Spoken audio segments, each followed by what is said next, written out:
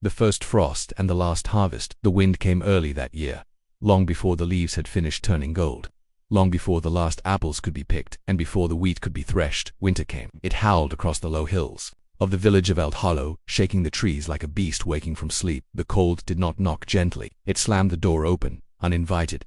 The people of Eld Hollow were used to hard seasons. They had seen floods, dry fields, broken plows, and the deaths of newborns, but this time, something felt different. The air had a sharpness in it, as if the sky itself was angry. In the center of the village lived a woman named Ella. She was not noble, nor a warrior, nor a healer. She was simply a mother.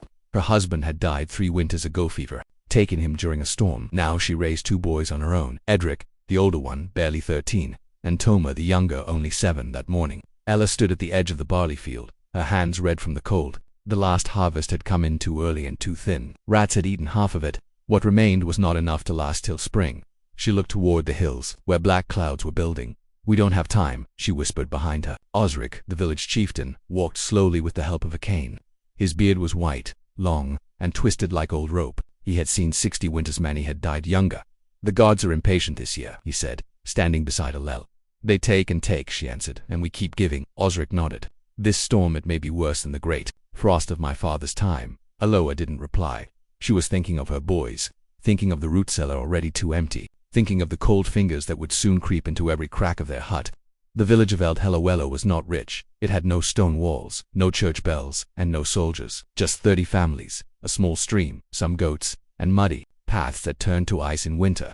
But it had something more important: people who tried to care for each other. Every house had a fire pit. Every family tried to trade or share when possible. And when someone died, the whole village came to dig the grave. Still, kindness is harder when hunger is near. As the frost deepened, whispers grew. Some spoke of stealing from others' stores. Some blamed the weak. One man suggested selling the blacksmith's daughter to passing raiders in exchange for grain. Osric nearly had him whipped, but fear is a poison. It spreads even in the most decent hearts. The death of a child, it was a bitter night. When the first child died, her name was Winner, only 3 months old. Her parents, Merrick and Leva, had no wood left to burn. The baby's cries grew softer by the hour. When morning came, her tiny fingers were blue. Allah came to the hut when she heard the wailing. She took the cold baby in her arms and wept as if it were her own. She was so small, Leva kept repeating, so small. "I should have wrapped her tighter." "There was nothing you could do," Ella said, though she wasn't sure it was true. That evening, Osric called a gathering near the old yew tree. "We will not bury Winner in frozen silence," he declared. "We will sing for her, and we will not let fear eat our hearts." But some didn't come. They stayed in their homes, hoarding warmth. The story of Hildiella returned home with her boys and tried to keep the fire alive with old straw. Toma asked her, "Mama, what happens if we run out of food?" Ella lied gently. "Then we find more." But she didn't know how. The next morning, an old woman came to Ella's door. Her name was Hild. She had been blind since birth, but knew the village paths by memory. Her white eyes never blinked. Children feared her. Adults respected her in silence. Hild sat by the fire and said, "This has happened before. When I was young, my mother told me of the black winter." Alela sat beside her, curious. The snow came early. Like now, people died. But my mother spoke of a trail, a hope path deep in the forest, past the standing stones. It led to an old Roman place, forgotten by time. There her kin found stores of food, barrels of grain, dried meats, salted fish, enough to survive. Illa frowned. "That was long ago," Hild nodded, "but the path may still be there. And if it's not, then we freeze anyway. But better to walk toward hope than sit waiting for death." A choice must be made the next day. A meeting was called in the long hall. The storm was getting worse. Snow reached the knees. Goats were dying. Wood was almost gone. Osric stood slowly before the crowd. "We cannot last the winter as we are," he said. "We must choose." Some argued that the hope path was madness. Others said it was the only chance. "I will go," Ella said, her voice cut through the noise. "I have children," said one man. "I can't risk it." "I have children too," Allah said.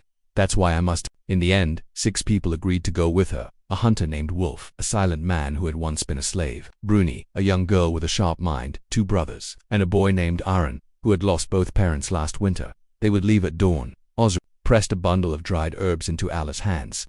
"If you find nothing," he said, "come back before you freeze." "I'll come back," she said, "but not empty."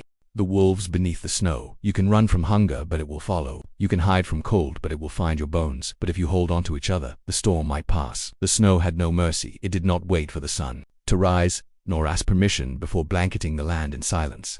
It fell heavy and endless, as if the sky itself had forgotten how to stop. By the time Alal and her group left El Hollow, the path behind them had already vanished. The forest ahead groaned beneath the weight of frost, trees bent like old men under sorrow. Every branch was a spear, every shadow hid fear. But Alela walked forward, her sons at her sides, her eyes locked ahead. She didn't know if the hope path truly existed. All she had was Hild's memory of a Roman storehouse lost in the woods, filled with food, preserved in salt and stone, a story passed down like a prayer. Ella did not need certainty, she needed something to fight for, and that was enough. The company of the desperate, the group was strange, not soldiers, not scouts, but ordinary villagers bound by desperation. Wolf, the silent hunter, walked with a bow on his back and a long scar down his cheek. He said little, but his eyes scanned everything. He walked ahead of the group, his boots making no sound even in deep snow. Bruni, a girl of 17, had hair like fire and a knife strapped to her leg. She was the miller's daughter, clever with numbers, quicker with thoughts. She had begged to come, saying she could read Roman markings if they found any. The two brothers, Ewan and Derek, had lost their parents last year. Ewan was quiet and thoughtful.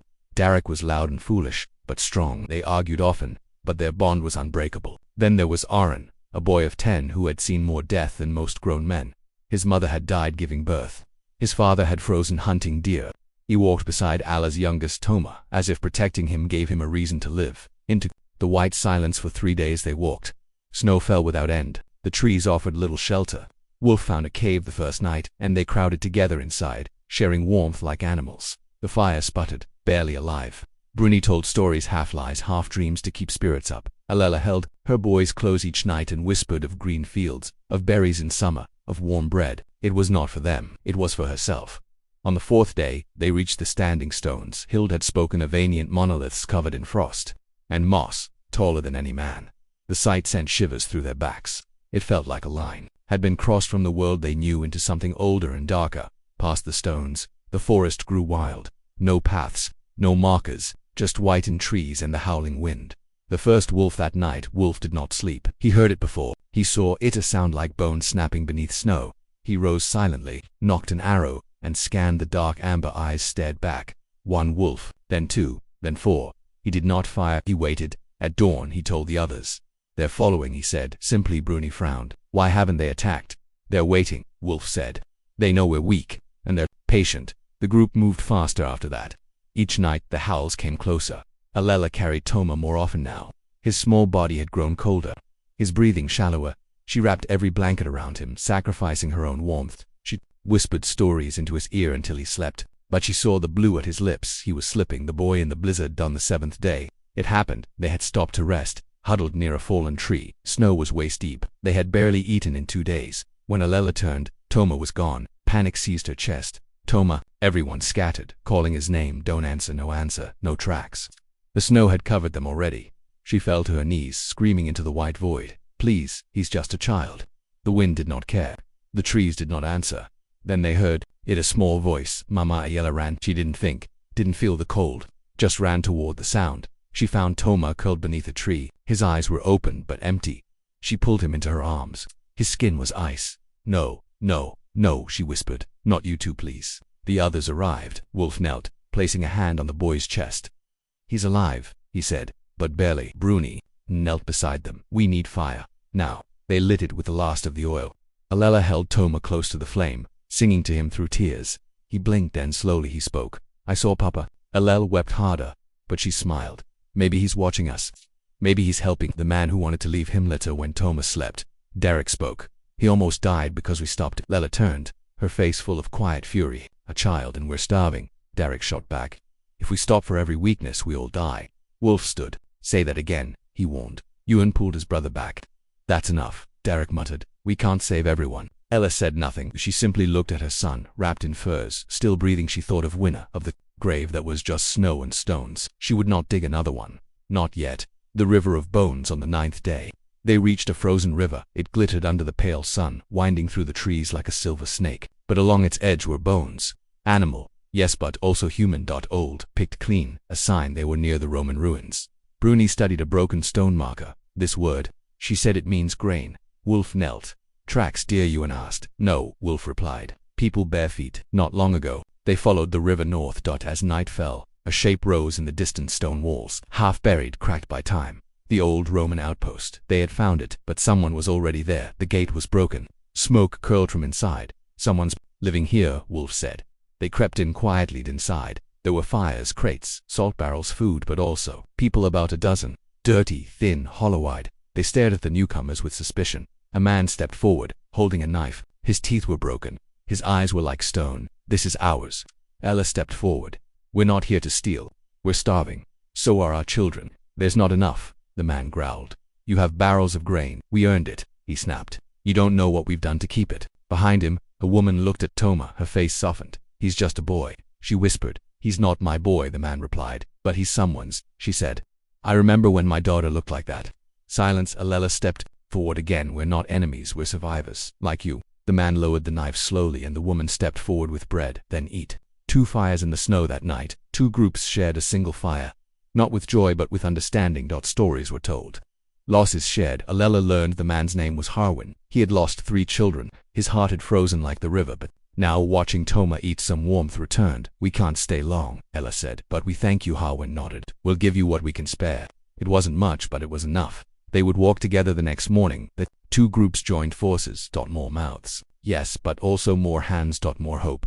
They would return to El Tolo together. The wolves still followed. The cold still bit, but something had changed, not in the weather but in the people. They were no longer just trying to survive. They were trying to save each other, and that made all the difference. Orms. It is not swords that save us. It is fire, and the hand that guards it. The cold deepened. It crept into every corner of El Hollow, under doorways, through cracks in the walls, into the bones of the old and the lungs of the newborn. It turned the stream to stone, the trees to skeletons, and the sky to steel. And still, the snow fell. The village felt empty now, with Ella, Wolf, and the others gone in search of the Roman ruins. Those who remained behind were left to fight their own battle, not with wolves, not with storms, but with silence, sorrow, and slow creeping hopelessness. Among those left behind was a girl no one had paid much attention to before. Her name was Lefwan, and she was 15. She wasn't the chieftain's daughter. She wasn't a healer or a fighter. She was the child of the village firekeeper. Her mother Milda had died the year before. Since then, Lefwan had taken over her mother's duties, keeping the coals alive in the longhouse, lighting the torches before nightfall, and carrying embers from hut to hut every morning. People barely spoke to her. They only nodded, gratefully, when the flames arrived. But now, as the cold reached its cruelest breath, fire was all they had left, and Lefwan was its last keeper. The death of Osbrikon, the 3rd night after Allah's group left. The unthinkable happened. Osric, the village chieftain, died, not in battle, not in glory, but alone, in his sleep, beneath a sheepskin that could no longer hold back the cold. They found him in the morning, stiff and pale. He had ruled Elt for more than 30 years. He had buried his wife, 2 sons, and 1 grandchild, but he never complained. Not once. Lefwan was the first to see him. She had come with a clay bowl of coals to rekindle his hearth. She stood in his doorway, the red glow lighting his still face. For a long time, she didn't speak. Then she placed the coals beside him and whispered, "I'll keep the fire going." No one else would claim leadership. No one wanted to, so the village looked, without knowing why, to the girl who carried fire. The empty hut of the longhouse, the heart of El Hollow, was colder than ever. The central hearth was dying. There was no more oil. The woodpile had shrunk to almost nothing. Children cried quietly in corners. The old people no longer spoke. They just sat, staring into spaces that weren't there. Lefwan walked among them with a small flame in a covered lantern. She used it to relight whatever she could: a candle, a broken torch, a few brittle sticks. Some said it was foolish. "There's no point," said an old man named Finric. "It'll all go dark anyway." But Lefwan shook her head. "Fire remembers," she said simply. Finric scoffed. "To remember is what?" "Us." Ash and memory. Each night Lefwan would sit by the main fire. Even as it dimmed, she would take out her mother's old fire pouch, a leather bag filled with kindling, flint, and tiny scraps of wool, and she would speak aloud to the coals. "Remember when Milda taught me to keep the flame low in wind?" She'd whisper. "Remember when Osric dropped his bread in the fire and cried for it like a child? Remember when we danced here last spring?" The children who couldn't sleep began to listen, then the mothers, then the elders. Each night the stories got longer, not because they were lies, but because stories were warmer than silence, and the fire listened. One coat of few one morning, Lefwan found a boy sleeping under the bench in the longhouse. His lips were blue. He had no shoes. She pulled off her own coat lined with fox fur, the last gift from her mother, and wrapped it around him. An old woman gasped, "You'll freeze without it." Lefwan didn't answer. She just turned back to the fire. That night, she shivered. Her fingers cracked. Her cheeks went red with cold. But the boy survived, and someone placed an extra blanket on Lefwan's back. While she slept, the fire grows. By the 5th night, something had changed. The fire in the longhouse, though small, no longer looked like it was dying. Children fed twigs. Men carved wood from broken doors. Women tore strips of cloths to keep the torches alive. They began singing, not loudly, not joyfully, but softly, like lullabies to the flame. Left one sat in the middle, holding her mother's pouch, smiling through cracked lips. "It's not about heat," she whispered. "It's about hope." A visitor in the snow late that night. As the village slept, a stranger came, wrapped in black furs, face hidden. He stepped into the longhouse and stood beside the fire. Left one woke first. She did not scream. She simply stared. The stranger knelt beside the flame and placed a single log of wood into the pit. The fire blazed hotter than it had in weeks. Then the stranger stood. "Who are you?" Left one asked. But the man said nothing.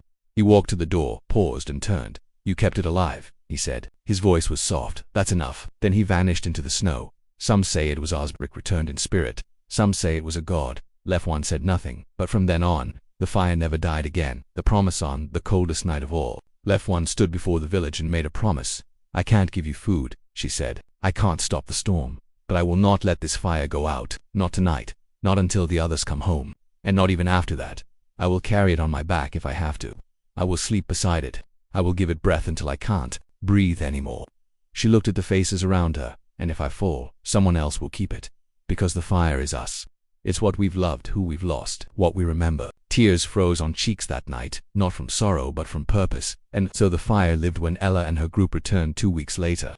Half frozen, half starved, but alive. They expected to find a dead village. They did not. They found singing dead, found warmth. They found firelight in every window and in the middle of the longhouse. Sitting straight-backed, wrapped in a patched cloak, face tired but glowing, they found Left one firekeeper of Eld Hollow. She stood up and smiled at Ella. "Saved you a flame," she said. And the village wept. Ned beneath the snow. Branches cracked like ribs breaking. The wind screamed through the forest like it was searching for someone it had lost. The cold had teeth now, sharp, quiet, and patient. Every step forward was a small battle. Every hour, without shelter, was a gamble with death, but still, Alel led them on. They had rested 3 nights inside the ruined Roman outpost. The strangers who lived there, starved, hollow-eyed, and hardened by suffering, had given them what they could spare. It wasn't much, a few sacks of grain, salted fish too dry to chew, and strips of frozen rabbit meat, but it was hope and that weighed more than food. When Ella stepped out of the stone ruins that final morning, Toma in her arms, she looked up at the rising sun, pale, weak, but real. She whispered, "We go home now." And the wind seemed to soften. New allies. Old wounds. The 2 groups, Allas from Eld Hollow and Harwin survivors from the Roman camp, traveled together now. Trust was thin, like the ice on the river, but it held, barely. Harwin, the man, who once guarded his food with blades, now walked beside Alela, his eyes never leaving the trees. He had lost everything, his children, his wife, even his name, it seemed, but something about Thomas' smile had chipped a crack into his grief. And through that crack, light had begun to seep in. Bruni walked ahead with Wolf, reading old carved stones half buried in snow. The Romans had left their words behind, and she treated them like lanterns in the dark. Oren, the orphan boy, stayed close to Toma, whispering jokes and stories as they walked. The 2 boys laughed quietly, a sound that felt like summer in the dead of winter. Even Derek, the loud, angry one, had softened. Once he might have left a weak traveler behind, but now when one of Harwin's group stumbled, he pulled them back to their feet without a word. They were no longer just villagers, they were a family stitched by frost and fire. The first body, the 4th day of the return journey. They found the body. It lay face down in the snow, barely visible. Only the tip of a leather boot showed above the drift. Ayala dug it out. It was a man, young, strong once, his face frozen mid-scream, his hands clenched around. Nothing. Wolf recognized him. "One of ours," he said. "He tried to leave Eld before we did." There was a pouch around his neck. Inside, a few dried berries, a sliver of flint, and a note written in trembling script. "If someone finds me, please take this to my sister. Tell her I thought of her when the snow came." Bruni read it aloud. No one spoke. Ella took the note, wrapped it carefully, and tucked it into her cloak. "We will carry his words," she said, "even if we can't carry his body." They built a cairn of stones and stood in silence. And for the first time, Harwin wept. Not for himself, but for someone else, the child and the stranger. That night, they camped beside a frozen stream. Wolf caught a rabbit. The meat was small, but enough for a stew. Toma, now stronger, walked from tent to tent, handing out wooden bowls. When he reached one of Harwin's people, a girl of 8 named Nella, she flinched away from him. Her face was sunken with hunger. Her eyes were full of fear. Toma didn't move. He simply held out the bowl. "I had a sister once," Nella whispered. "She died last week." "I had a papa," Toma said. "He's not here either." They didn't cry. They just sat beside each other and ate, and the snow didn't feel so heavy that night.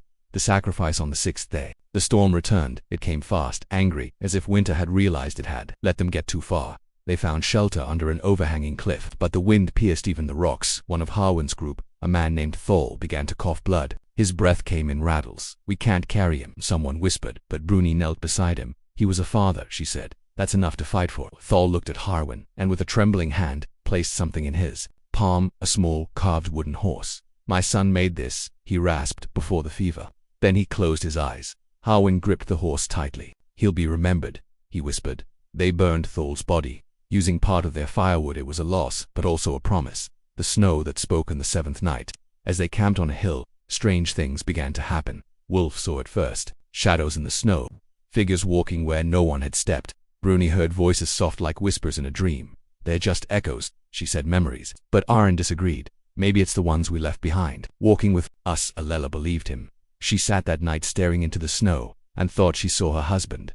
He didn't speak, but he smiled, and it gave her strength. The ice bridge to reach El Hollow faster.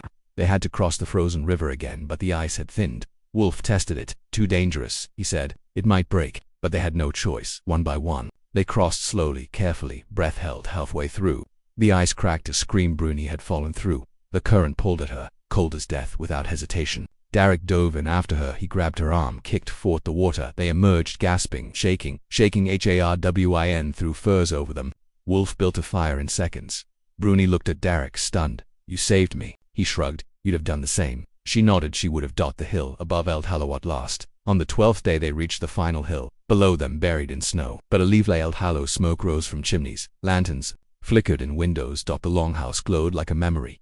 They had expected to find graves instead. They found light. Left one stood at the gate. She looked thinner, older, but her eyes were bright. "I saved you a flame," she said. Allah stepped forward, holding Toma, "and we brought it back." She whispered. No one was left behind. They entered together. The villagers wept. Food was shared. Stories were told. The childless held the children. The widowed found comfort in strangers. They were not whole, but they were not broken. Not anymore. The man who had nothing that night. Harwin stood beside the longhouse fire. He held the carved horse from Thol's pocket. Alela approached. "You can stay," she said. He shook his head. "I have nothing."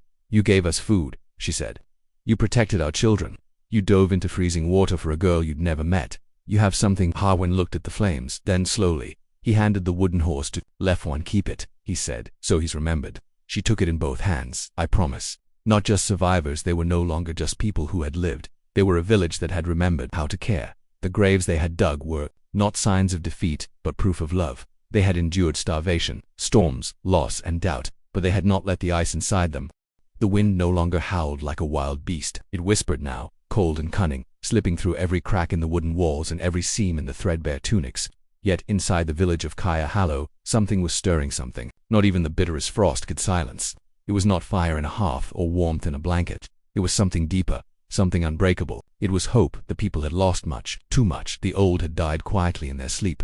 The children coughed through the nights. The men's muscles had weakened from hunger, but still, they moved. Still, they woke. Still, they tried. And in the darkest days of winter, when everything around them seemed dead, they began to find the first signs that something still lived within them.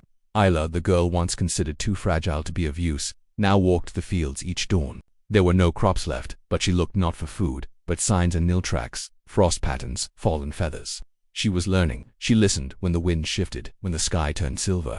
She noticed the subtle movements of the crows, and how they circled only where foxes had failed. She became the village's eyes. Meanwhile, Bran the smith, whose forge had gone cold for weeks, found a reason to relight the embers. It was not for swords, nor for tools. It was for warm clay pots filled with stone-heated water to keep frostbite from stealing more toes. He worked with Tilda, the midwife, melting snow and pouring warmth into the sick. They called it firewater, though it held no magic, just effort and love. But it was old Niev who truly changed the course of the village. She was the last, living elder, her hair like cobwebs and her legs stiff from the cold. She had spoken little since her son froze in the first storm, but now she gathered them all, young and old, strong and weak, into the broken longhouse and began to tell stories, not tales of gods or kings, but of winters past. She spoke of the great hunger of 314, when they had boiled bark for broth, of the ice flood of 299, when the river froze so solid they built a hut atop it, of how they had survived by trusting each other, not fighting, not hiding, but feeding the smallest first. Kindness, she said with a voice like dry leaves, is the fire beneath the ashes. You think it's gone, but blow gently and you'll feel the heat again. That night, no one left the longhouse early. They stayed, listened, and when morning came, they worked not for themselves, but for each other. sharing meat, sharing stories, and most of all sharing faith. The cruel winter still raged outside. Wolves still howled in the hills. But inside Kyle, the people had remembered something the snow had not buried. They were not just survivors, they were family. Snow fell like silence that winter morning, heavy, constant, without a break. It covered the footprints Allah had made in the fields, buried the rabbit traps the children had set, and turned the roofs of Kyle into soft white mounds, but it could not bury the fear that crept through the village like smoke. The wolves had come at first. They were only whispers in the night howls echoing from the hills, eyes glowing behind trees. But then one morning, a trail of blood painted the snow outside the goat pen. The wooden fence had been torn, and only bones remained. The people had barely survived the cold. They were not ready for predators that evening. Bran gathered the villagers in the longhouse, fire crackling low in the center. His forge hammer rested beside him, not as a tool but a warning. "They're not just hunting animals anymore," he said. "They know we are weak. They smell it." Fear washed over the room like icy water. Children clutched their mothers. Men avoided each other's eyes. But it was Alayang, once shy, once sickly, who stood up. "Then we make them smell something else," she said quietly. "Strength. Together." Old Niav nodded slowly from her corner, her brittle hands folded like parchment. "Let the wolves find a people, not prey." What followed was something no one expected. No grand warriors, no great magic. Just a plan. Isla, now respected for her quiet tracking, led the hunters not with arrows, but with tricks. They laid false trails using ash and pine oil. They hung scraps of meat soaked in herbs to draw the wolves into ravines. They froze buckets of water and hung them from trees to rattle like chimes in the wind, confusing the wolves who relied on silence. Tilda, though only a healer, turned her hands to stitching cloth with iron flakes, sewing protective collars for the dogs.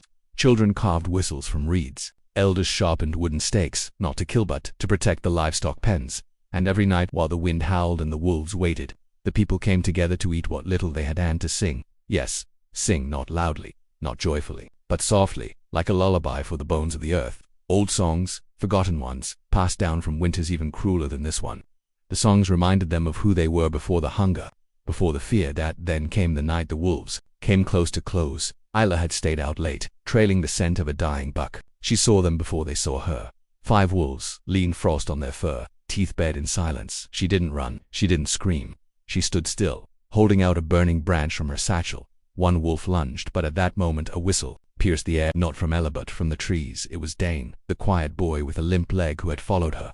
He blew the reed whistle with all his strength, and then another answered from behind him. Then another. The wolves paused, confused, threatened, and then the forest filled with sound, not just whistles, but clattering buckets, chimes, and the loudest noise of all, Colan voices. The villagers had come, from the trees and hills. They stepped forward, no swords, no shields, just torches and unity. The wolves, who had hunted weakness, found something else entirely.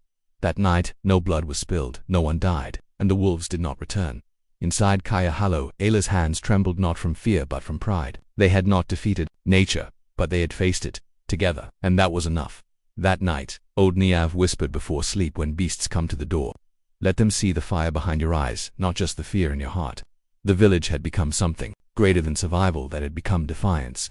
The sun rose late that morning, and even then, it looked tired, hiding behind a thin veil of gray. The ice on the thatched roofs of Kayahalo did not melt. The river, once a rushing line of life, remained locked in silence. It was the first day of the calendar spring, and yet the cold refused to leave. It was the spring that never came. The people had survived the worst winter anyone could remember, but the food was nearly gone. The dried roots had become powder. The salted meat was black at the corners. The last firewood stack was smaller than a sleeping child. Isla stood at the edge of the forest, her hands empty. Not a single rabbit trap had been triggered. Even the birds had vanished inside the longhouse. The air smelled of smoke and fear. Children no longer cried, they simply lay quiet, their eyes large, their ribs visible. The elders had stopped speaking. The youngest mother, Enid, held her baby. Like a stone, no tears left to offer, and yet no one gave up. That was the miracle of Kayahalo. Bran, now gaunt and silver-bearded, gathered the people once again. His voice, though worn, still carried strength. "We have one thing left," he said. Everyone turned. "Not food," he said. "Not fire, but story." People blinked. Was he mad? "Let me explain," Bran continued, his hands raised. "When we have nothing left, we must pass forward something greater than meat or warmth. We must pass forward memory."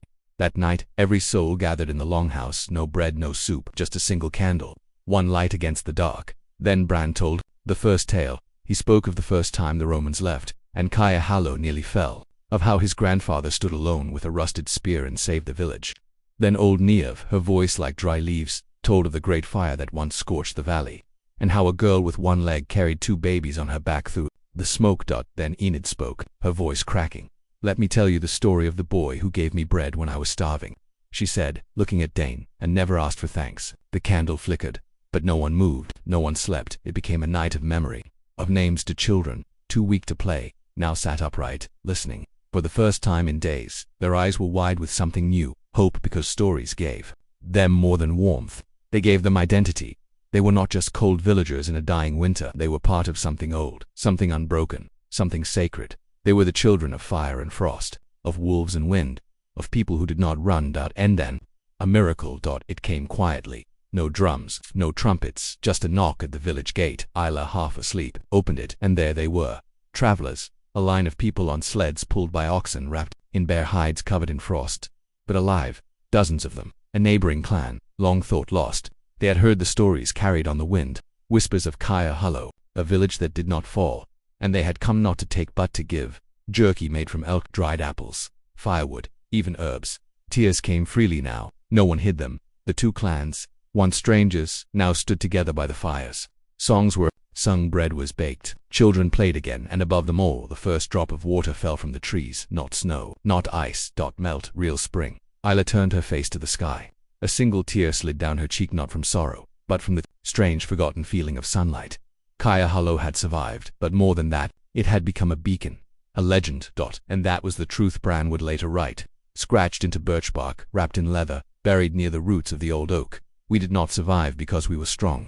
We survived because we were kind, because we remembered, because we sang, and because even when the wolves stood at our door, we never closed it to each other. The snow had melted. The trees had returned to life. But in the heart of the valley, what remained was not just land reborn, it was legacy. Kaya Hollow had survived the longest, darkest winter in living memory, but survival was only the beginning. The village, once thought too small to matter, now became a place of pilgrimage. Years passed, then decades, and long after Bran had laid his tired bones beneath the old oak, and Ilar's name had been carved into stone with a star beside it, something strange happened. Strangers arrived not for food, not for safety, but for wisdom. They came from far-off hillforts and deep southern coasts, from places where winters were warmer, but hearts were colder, from places where power ruled instead of kindness. They came to ask the same question: how did Kaya Hollow survive? And the people answered in stories they told of the ice-sick days when even the sheep froze in their pens, of the night when no one ate, but everyone told tales, of the boy who gave away his only blanket, of the girl who shared her last berry. They told of kindness, not swords, of memory, not fire.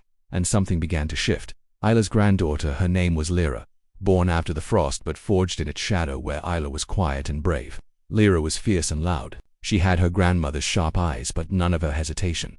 And when a band of raiders came down from the cliffs to rob the village, Lyra did something no one expected. She met them with open arms, not out of weakness, but out of faith. "You came for grain," she said. "But what if you leave with something better?" The raiders scoffed, but she did not flinch. That night, instead of looting, they feasted with the people. Children who had never seen an outsider laughed on the shoulders of men who once carried axes. And by morning, the raiders left behind their weapons and carried stories instead.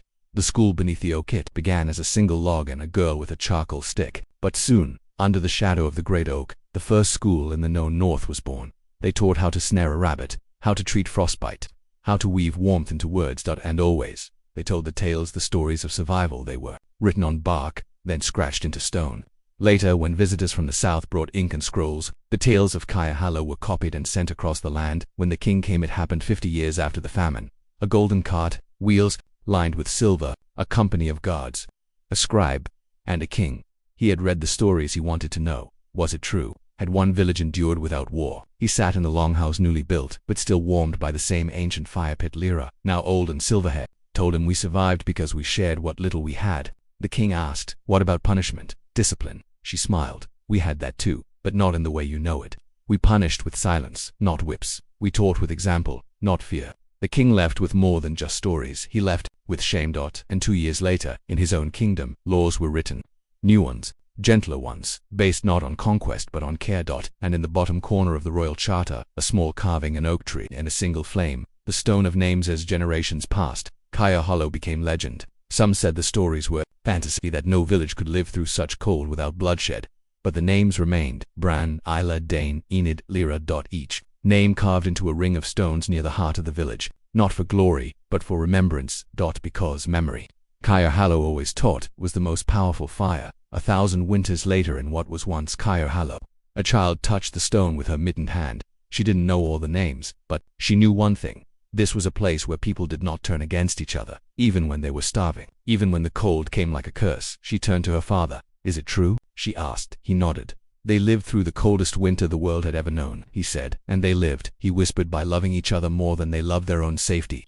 Final words from the epilogue fictional quote: "When the fire dies and the bread is gone, you will ask what remains. If you still have a story, you are not poor. If you still have each other, you are not alone. If you still have love, even the snow must bow before it."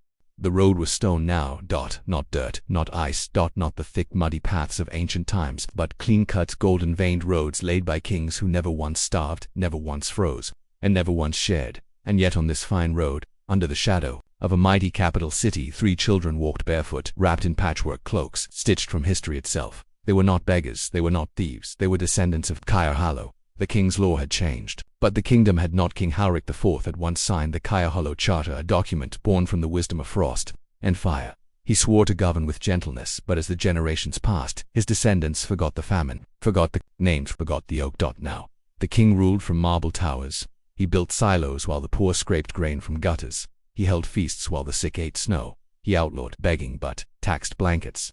And when the people cried out, he answered with soldiers, not stories. But he made one mistake. He let the school beneath the oak remain. The Mishandara, 14 years old, had Ayla's eyes. Her brother, Ren, only 11, had Dane's stubbornness. Their friend Hanny, 9, couldn't speak, but she could write every Firehallow tale from memory using coal and leaves. Together, they walked to the capital, not to start a rebellion, but to remind the kingdom what it had forgotten. They carried no weapons, only scrolls. They wore no armor, only scarves passed down from Bran's last winter, and hidden in their satchel, under honey bread and dried berries, was the last surviving bark script from the fire circle of Firehallow, the one titled, "Kindness in the Cold, What We Gave When We Had Nothing." The gates would not open, the capital did not welcome children, especially barefoot ones. The guards laughed. One yanked the scroll from Dara's hands, another crushed a berry in Ren's pouch. When Hanny tried to show her bark, they slapped it from her fingers.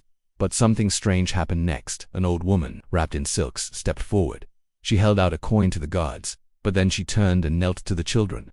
"You're from the north, aren't you?" she asked softly. Ren nodded. She whispered from Firehallow. A pause. Then a single tear fell down her cheek. "My grandmother told me about the night Ayla sang during the storm. She said, that's what saved her will to live." She turned to the guards. "Let them in or I will leave." And the gates opened. The throne room laughs inside the palace. The king sat bored. He was young, rich, drunk with power. He didn't believe in stories. "Another peasant petition," he scoffed. "Let me guess, you want wheat." Dara stood tall. "We want remembrance." "Even worse," the king muttered. "A poet." She opened the scroll, but before she could read, the king waved a hand. A jester was called. The hall filled with laughter. Ren's ears burned with shame. Hanny trembled, but Dara burned like oak wood. She raised her voice. "Steady, calm," she began. "In a time when the snow came in sheets, and the wolves no longer howled but hid, a village gave its last crust to a stranger, and found God in the warmth of their own hands." The jester fell silent. So did the guards. Even the king leaned forward, frowning. By the time Dara finished, the only sound in the hall was Hanny's quiet weeping. Then something impossible happened. The king clapped, slow, sarcastic, but curious. "Tell me," he said, "if your village was so wise, why didn't they become kings?" Dara replied, "Because they weren't trying to rule, they were trying to live. The fire they left behind the king did not change overnight. But the children were not fools. They stayed every day. They read another Firehallow scroll at the palace. Guards came, then servants, then merchants. Soon, they were reading not to the king but to the city. And then the miracle happened. People began to leave bread on windowsills again. Blankets began to be shared. Laws began to change. And one night, as snowflakes kissed the rooftops again, a new decree was carved in the palace stone. "Let no fire burn alone." Signed not by a king, but by Dara, Ren, and Hanny of Firehallow. Final lines of Part 9. The story that dared to survive. You can conquer land with soldiers, but you conquer winters with each other. That is the Firehallow way. That is the way that never dies. She was born in silence. Years had passed since Dara, Ren, and Hanny cracked open the frozen hearts of the capital. Their names were now etched in stone. Yes, but Firehallow had changed. The trees had grown again. The wind was softer. The cold came like a guest, now not a monster, but in the edge of the wild woods, just beyond the reach of firelight. A child was born beneath the roots of the oak. A girl. Alone, no name. No voice. No mother to sing. Only a torn scarf wrapped around her, like memory. And beside her, a wolf. The wolf with the occasion was older than the oldest hunter's tale. Great but not slow. Fangs still sharp, eyes like burned tree rings, brown and golden and wise. Some say he was the spirit of Dane returned. Some say Allah whispered to him from the wind. Whatever he was, he raised her, taught her how to listen when the forest spoke, taught her how to move without sound, and most of all, he taught her how to survive. They called her Aisling. It meant dream born from fire. But she never called herself anything at all. She never spoke, but everyone heard. Her Aisling couldn't speak, but the forest listened. She moved through the snow barefoot, and it melted around her. She touched wounded deer, and they stood. She hummed in silence. And wolves followed her like sisters. No one believed it at first, but then stories began to drift, carried by wind and fear and awe. The mute girl in the birchwood healed my child. A wolf guarded our house while my baby had fever. She lit a fire in the rain, just by holding bark. The villagers didn't know what to make of her. They were afraid. Some prayed, some offered bread. One old man left a red ribbon with a note: "If you are Isla's blood, I owe you my life." My mother still cries when she tells the tale of the lantern that did not go out. The day the riders came, not all kings liked stories. Far to the south, a war-hungry baron had heard of the fire children of Kaya Hallow. He thought them liars. Witches. Threats. So we sent riders into the north with steel and fire. They burned homes, stole bread. Tore down the oak schoolhouse. And when they saw a silent girl with no parents and a wolf at her side, they tied her wrists and dragged her through the snow. The wolf refused to let go. They whipped him, cut him, shot arrows at him, but the old wolf followed the sleds for 6 days and nights. He would not leave her, even as his paws bled. Even when he could no longer howl. He followed, until the castle, where they threw Aisling in a dungeon and shut the gate on the wolf's face in the darkness. Her fire woke up. Aisling sat in silence. Cold walls, rotten straw. Chains. But she wasn't afraid. She remembered stories, not words. Images. The boy who shared crust with a stranger. The girl who sang over a dying mother. The old man who gave his only coat to the thief who robbed him. She remembered the fire under the snow, and she placed her palms together and breathed, and the stones around her began to glow. The wolf broke the iron gate. No one knows how. Some say it was rage, others say it was Ayla's spirit. But on the 7th night, the wolf leapt over the moat. Killed 3 guards, and found Aisling asleep, glowing like an ember when the sun rose. The jail was empty except for words scorched into the wall: "Let no child burn alone." The forest welcomed her home. Aisling and the wolf returned to Kaya Hollow, but not to hide, to build. She didn't rebuild the oak school, she planted a ring of them. Each tree grown from seeds blessed by the elders of 100 villages. A new circle, a new fire. And children from every war-torn village began arriving barefoot, with nothing but hunger and hope. Aisling never spoke, but when she held your hand, you felt your soul warm. And when she looked at the sky, snowflakes paused. The final words of Part 10. She was never crowned, never named, never wrote a single word. But the silent girl raised by a wolf became the loudest story the world had ever told. And every time a child closes their eyes and dreams of fire that never dies, she is there, watching with eyes like oak and frost.